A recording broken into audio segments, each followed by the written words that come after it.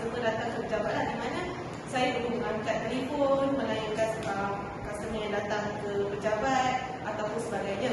Yang kedua adalah berkenaan dengan office documentation, di mana saya perlu menyediakan surat menyurat tentang pengurus perlu keluar ke pejabat di mana membuat order barang ataupun dan sebagainya. Yang ketiga adalah berkenaan dengan filing administration, di mana setiap pekerja di sebuah organisasi perlu menyediakan satu fail pekerja, di mana di situ akan masukkan berkenaan dengan gaji, prestasi kerja setiap tahun dan sebagainya. Yang ketiga adalah berkenaan dengan petty cash, di mana setiap organisasi perlu ada pengurus cawangan, di mana duit keluar masuk berkenaan organisasi perlu ada hitam putih. Di mana hitam putih itu surat menyurat lah, di mana kita berurusan dengan orang luar, orang bank ataupun sebagainya.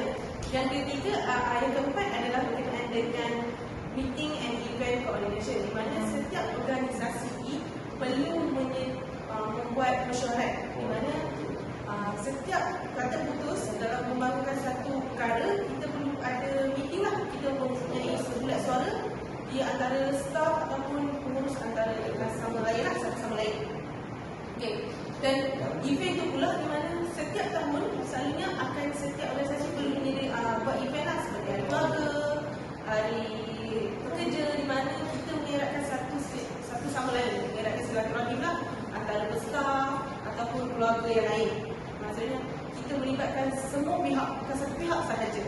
Okay. Yang keenam berkenaan dengan travel arrangement ni, di mana seorang setiausaha tu boleh menyediakan tempahan tiket penginapan ataupun sebagainya, di mana pengurus akan keluar sahaja membawa dokumen yang dia perlu bawa untuk bincang antara satu sama lain di organisasi yang lain.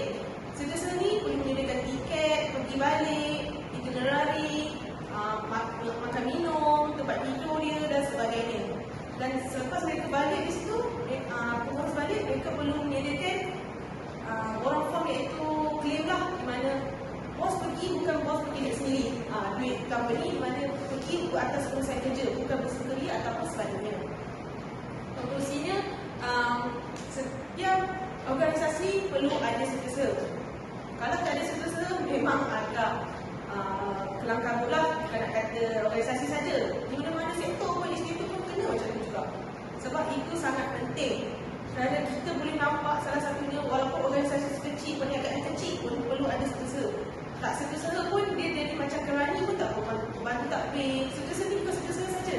Dia ada kerani, pembantu takbir ataupun sebagainya. Di mana mereka akan handle satu handle organisasi lah, di mana mereka membuat surat dan sebagainya, macam seperti saya cakap tadi lah. Okay. Dan seterusnya, kalau tak ada setiausaha tersebut, keadaan akan menjadi celaru dan sebagainya. Jadi saya harap setiausaha ini sentiasa menjadi amat penting lah dalam sebuah organisasi. Tak kira di mana-mana sahaja. Sekian, terima kasih.